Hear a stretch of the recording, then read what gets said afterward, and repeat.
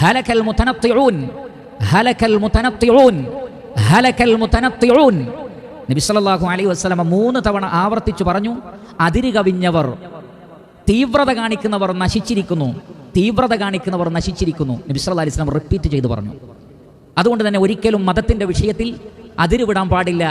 അങ്ങനെ അതിരുവിടാതിരിക്കണമെങ്കിൽ ഫസ്തഖിം കമാ ഉമിർത്, കൽപ്പിക്കപ്പെട്ടതുപോലെ നേരെ നിൽക്കണം. പ്രവാചകൻ പഠിപ്പിച്ചതുപോലെ, സ്വഹാബികൾ മനസ്സിലാക്കി തന്നതുപോലെ, അല്ലാഹു സുബ്ഹാനഹു വ തആല ഖുർആനിൽ പറഞ്ഞതുപോലെ മനസ്സിലാക്കുക, അതിനപ്പുറത്തേക്ക് പോവാതിരിക്കുക.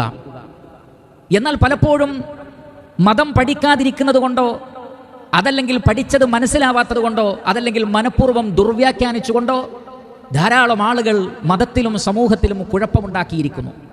ആ കുഴപ്പത്തിന്റെ പ്രധാനപ്പെട്ട കാരണങ്ങളിലൊന്ന്, യഥാവിധി അവർ ഖുർആനിനെയും ഹദീസിനെയും ഇസ്ലാമിന്റെ വിശ്വാസങ്ങളെയും മനസ്സിലാക്കുന്നില്ല എന്നതാണ്. റസൂലുള്ളാഹി സ്വല്ലല്ലാഹു അലൈഹി വസല്ലമ പറഞ്ഞു, ഈ ഉമ്മത്തിൽ ഒരു വിഭാഗം വരാനിരിക്കുന്നു. നബിയുടെ കാലത്ത് അതിന്റെ ഒരു ചെറിയ അടയാളം റസൂൽ കണ്ടപ്പോഴാണ് പറഞ്ഞത്. എന്നിട്ട് സ്വഹാബത്തിനോട് നബി സല്ലല്ലാഹു അലൈഹി വസല്ലം പറയുകയാണ്, യഹ്ഖിറു അഹദുക്കും സ്വലാതഹു മഅ സ്വലാതിഹിം വസിയാമഹു മഅ സിയാമിഹിം. നിങ്ങളിൽ ഒരാളുടെ നമസ്കാരം, ആരുടെ? സ്വഹാബത്തിന്റെ നമസ്കാരം, ഈ വരാൻ പോകുന്ന ടീമിന്റെ നമസ്കാരവുമായി തട്ടിച്ചു നോക്കിയാൽ ഒന്നുമല്ല. അത്രയും വലിയ നമസ്കാരക്കാർ വരും. അതേപോലെ തന്നെ സ്വഹാബികളെ, നിങ്ങളുടെ നോമ്പ് അവരുടെ നോമ്പുമായി തട്ടിച്ചു നോക്കിയാൽ ഒന്നുമല്ലാതായിരിക്കും. അത്രയും വലിയ നോമ്പുകാരും നമസ്കാരക്കാരും. യഖറഊനൽ ഖുർആൻ, അവർ ഖുർആൻ നന്നായി പാരായണം ചെയ്യുന്ന കാര്യങ്ങളാണ്. പക്ഷേ ലാ യുജാവിസു തറാഖിയഹും, ആ ഖുർആനിന്റെ ഖിറാഅത്ത് വായിൽ മാത്രമേ ഉള്ളൂ, ഹൃദയത്തിലേക്ക് ഇറങ്ങിയിട്ടില്ല. എന്ന് പറഞ്ഞാൽ അതിനെ, ഖുർആനിനെ മനസ്സിലാക്കേണ്ട രൂപത്തിൽ മനസ്സിലാക്കുന്നില്ല.